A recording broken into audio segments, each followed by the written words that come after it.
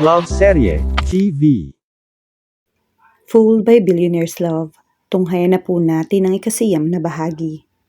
Pakalipas ng 5 taon, huminga ng malalim si Lena habang mahigpit ang kapit sa railing sa deck ng cruise ship. It was her last night on that ship. Iyon na ang huling araw ng kontrata niya at kinabukasan, makakatapak na siya sa lupa ng Pilipinas. Natanggap siya bilang cook sa prestihiyosong cruise ship na iyon at aalis siya bilang sous chef. 2 taon na siya roon na ma-promote bilang sous chef. Hindi niya iyon inaasahan pero may nakita sigurong potensyal sa kanya. Nakuha rin si Lena at lahat ng gusto niya. Ang madagdagan ng kanyang kaalaman, ang lumawak ang kanyang mundo. Marami siyang nakilalang tao sa 5 taong pagtatrabaho roon. Iba't ibang lahi, iba't ibang kulay, iba't ibang ugali. Maging ang mga katrabaho niya mula sa iba't ibang panig ng mundo na pinanggalingan. Noong una, hirap siyang makisalamuha, pero kung araw-araw mo yung gagawin, makakasanayan mo rin. Nakaipon si Lena sa pagtatrabaho roon. Malaking ipon, kaya nagpasya siyang hindi na mag-renew ng kontrata. She was getting old and she needed to be with her mother. Ayaw niyang tumanda ang kanyang nanay na hindi man lamang niya nakakasama. Sapat na ang ipon niya para makapagpatayo ng sariling restaurant. Iyon naman talaga ang kanyang pangarap. Kapag napaunlad iyon, hindi na niya kailangang umalis pa ng Pilipinas. Ang sabi naman ng management ng cruise line, ay handa pa rin ng mga itong tanggapin siya. Oras na magbago ang kanyang isip. Pero susubukan muna niyang magnegosyo sa Pilipinas dahil nandoon naman talaga ang kanyang puso. Looking at herself at that moment, she was delighted. Hindi natinag ng alon at bagyo si Lena habang nagpapalutang-lutang sila sa dagat. Natupad niya ang mga pangarap sa sariling sikap. Pakiramdam nga niya wala na siyang bagyong hindi kayang lampasan. Pakiramdam niya mas matalino na siya sa pagharap sa problema. Chef Lena, why are you alone here? We're throwing your party inside. Sabi ni Hannah, isa itong Puerto Rican na crew sa barko. I just want to see the night sky from this deck. Because this might be the last time. I'll surely miss this and everyone. Naluluha niyang sabi. Oh, Chef Lena, you're making me sad. Nakalabing sabi nito. 1 taon pa lamang ito sa trabaho, pero agad na silang naging malapit sa isa't isa. Magaling kasing makisama si Hannah. Palagi nakangiti at palakwento. Ngumiti si Lena. Let's stop this drama. Natawa niyang sabi. I might well enjoy our little party. Hinawakan niya ang kamay ni Hannah at marahan niya iyong hinila papunta sa party. Siniguro niyang magsasaya siya sa gabing iyon dahil ang masasayang alaalang iyon ang babaunin niya pabalik ng Pilipinas. Sa wakas, anak, hindi na tayo magkakahiwalay, sabi ng nanay ni Lena sa kanya. Nakapagpahinga na siya mula nang umuwi ng nagdaang araw. Hindi tayo magkakahiwalay kung sasama ka sa akin sa Maynila. Kaya lang, alam ko na magpapaiwan ka rito at nandito si Tito Roman. Nakangisi niyang tudyo. Pangalawang sa kanya na sa barko nung makilala ng kanyang nanay ang kanyang Tito Roman na may-ari ng ilang ektaryang lupa sa probinsya nila. Mayroon itong taniman ng sari-saring prutas. Matagal na raw na nanliligaw sa nanay niya ang kanyang Tito Roman. Bata pa lamang daw ang mga ito noon. Pero ang puso ng kanyang nanay ay nasa pagmamaynila. Siguro, si Tito Roman ang soulmate ng nanay niya dahil kahit ano pa ang nangyari, bumalik pa rin ang dalawa sa piling ng isa't isa. Bakit kasi kailangang doon ka pa magpatayo ng negosyo? Para nagtatampo na tanong ng nanay niya. Marami akong kakilala roon na makakatulong sa akin, Nay. Saka nandun ang market ko. Isa pa, hindi mo naman ako mamimiss. Ilang oras lang ba ang biyahe ng eroplano mula Maynila papunta rito? May 1 oras ba? Mas matagal pa ang biyahe mula Makati papuntang Quezon City pag EDSA ang daan. Hanggang kaya kong bumiyahe uuwi ako rito para makasama ka. Pero may tsansang makita mo pa roon ng mga Padilla. Nag-aalala nitong tanong. Kaya ko nga silang harapin kung sakali man. Nay, mas matapang na ang anak mo ngayon. Si Ma'am Fe? Naku, hindi niya na ako matitinag. Ayon sa balita ng mga kaibigan niya, hindi nanalo sa eleksyon noon ng mag-asawang Padilla dahil sa issue at hindi na muling sumabak pa sa politika. Si Dave nag-asawa na.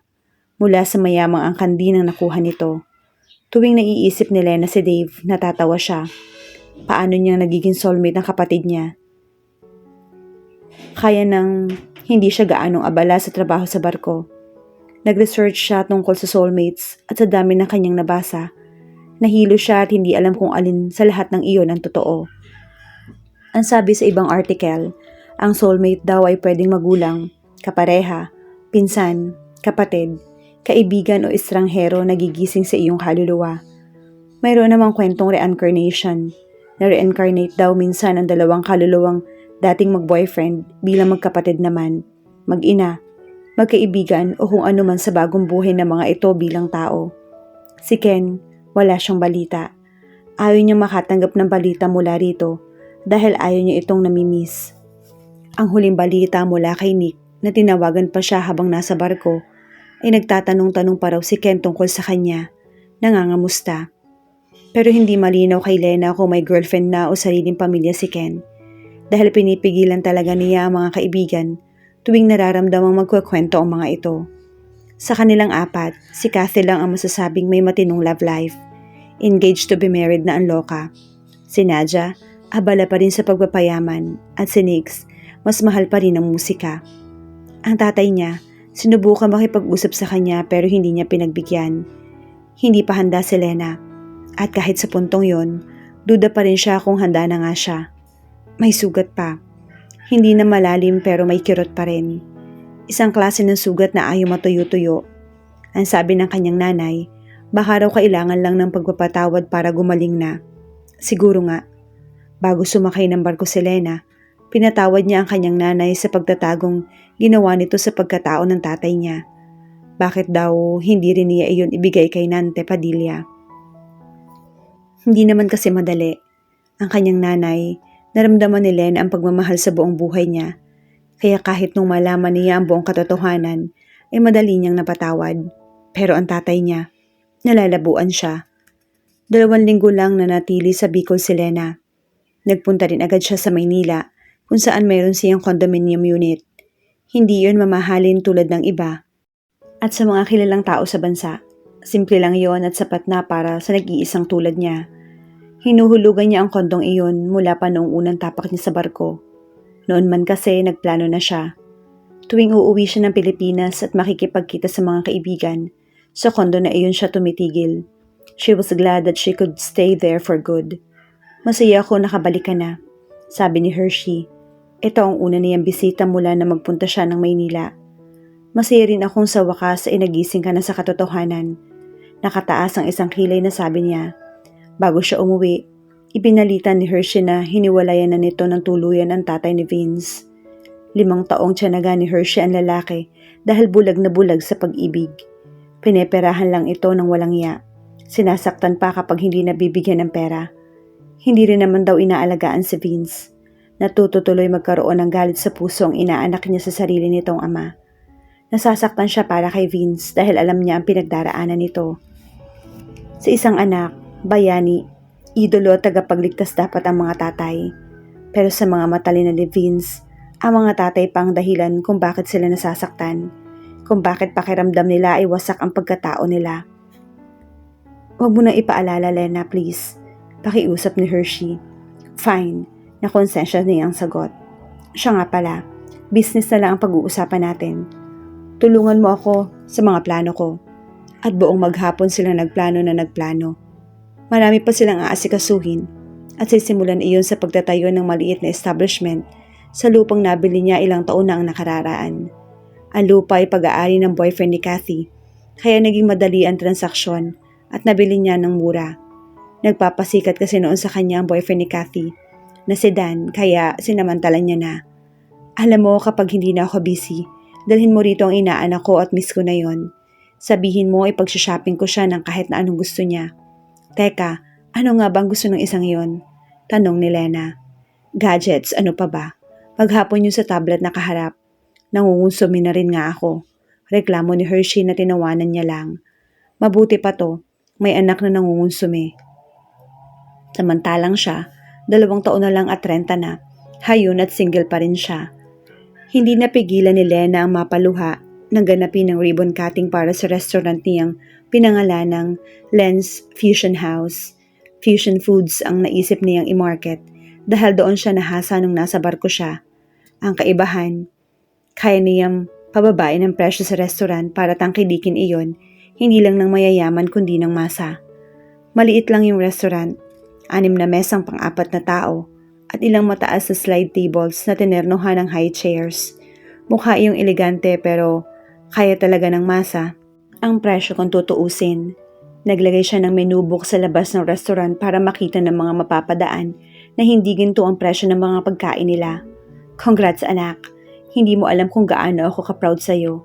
Umiiyak na bati ng nanay niya. Niyakap siya nito. Salamat nay, pero wag na tayo magdrama, nakakahiya sa mga bisita. Natatawan sabi niya habang hinahagod ang likod nito. Nasa iisang mesa ang kanyang mga kaibigan at nilapitan niya ang mga ito. Ibang level ka na talaga, Lena. Di ka na ma-reach, sabi ni Nick saka tumawa. Ewan ko sa'yo, hindi ka pa rin nagbabago. Naging masaya ang araw na yon para kay Lena, kahit na kinailangan ding umuwi ng nanay niya at ng Tito Roman sa Bicol ng gabing iyon dahil may check-up pa ang huli para sa mga mata nito. Wala siyang pangit na feedback na natanggap mula sa mga bisita. Excited pa siya para sa susunod na araw dahil iyon na talaga ang simula ng totoong negosyo. Ganun pa man, may puwang sa dibdib ni Lena na parang hungkag. Despite all her achievements, there was something that was missing. Hindi pala something. Ngayong mag-isa si Lena, nasa balkonahe siya na unit niya at nakatingala sa kalangitang nagdadamot na naman sa bituin, ay alam niya kung sino ang kulang sa kanyang buhay. She wondered how he was at that same moment. Was he thinking about her too? Was they looking at the same sky? Kung sakali magkasalubong uli ng mga landas nila, mapapansin kaya siya ni Ken? She was aware that she badly hurt him years ago. Bigla siyang nawala nang hindi nagpapaalam. Pinutol niya ang lahat ng koneksyon nila sa isa't isa. Hindi niya ito binigyan ng pagkakataong makapagsalita kahit na wala namang kinalaman si Ken sa issue niya noon sa kanyang pamilya. Wala na siyang kinababalikan. Tanggap niya na iyon noon pa. Hindi umaasa si Lena na magkakabalikan sila, na maibabalik nila ang lahat sa kung anumang meron sila noon, pero hindi rin siya nagmahal ng iba. Hindi kaya ni Lena dahil sa lahat ng lalaki na kilala niya, hinahanap niya si Ken.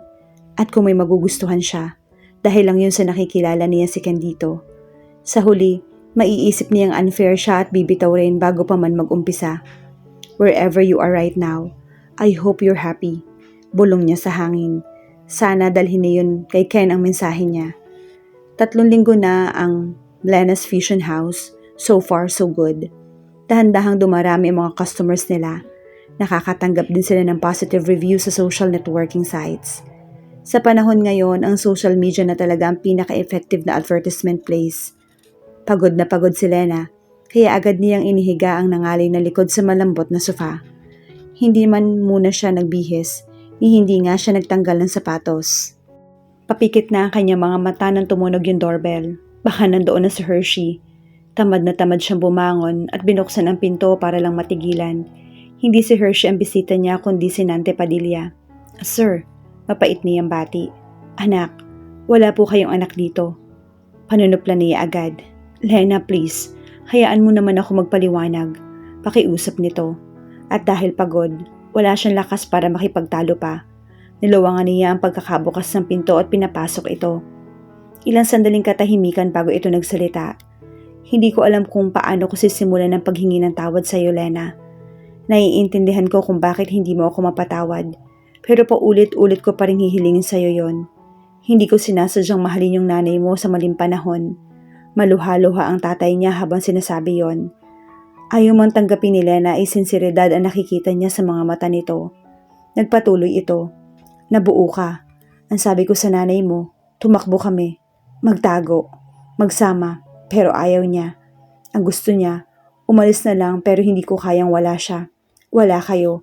Ginawan ko ng paraan kaya doon kayo tumira sa tabi ng bahay namin ni Fe. Kung alam mo lang kung gaano kita kagustong yakapin. I wanted to call you my princess but I can't. Nang lumuha ang tatay niya, kusa na rin tumulo ang luha mula sa kanyang mga mata. Kung nakisama lang ang pagkakataon, kung may mas magandang pagpipilian, gusto ko ring makilala mo ako bilang tatay mo habang lumalaki ka. It breaks my heart not to attend into your special days, Lena. Ayaw ng nanay mo. Magdududa raw ang mga tao. Ang laki-laki ng kasalanan ko sa iyo, anak. Pero maniwala ka. Handa akong gawin ang lahat, mapatawad mo lang ako. Hindi na nagsalita pa si Lena. Nilapitan na lang niya ang kanyang tatay at saka ito niyakap. She was getting old and so her parents. Kailangan siya magpapatawad. Kapag patay na to, paano pa siya nito maririnig? Tama ang nanay niya. Makirot pa ang sugat dahil hindi pa nagpapatawad. I love you, Lena. Bulong nito sa garalgal na boses. Doon na niya tuluyang bumigay. I love you too, Tay. Pakiramdam ni Lena ay buo ang kanyang pagkatao. Isang organ na lang niya ang kailangang problemahin. Ang puso niya. May parte pa kasi iyon na nawawala at hindi niya alam kung maibabalik pa. Oh, I forgot about Ken. He was waiting for me. Saan, Tay? Nanlaki ang mga matang tanong niya. Sa tapat ng elevator. Agad siyang tumakbo papunta sa tapat ng elevator, pero hindi niya nakita roon si Ken.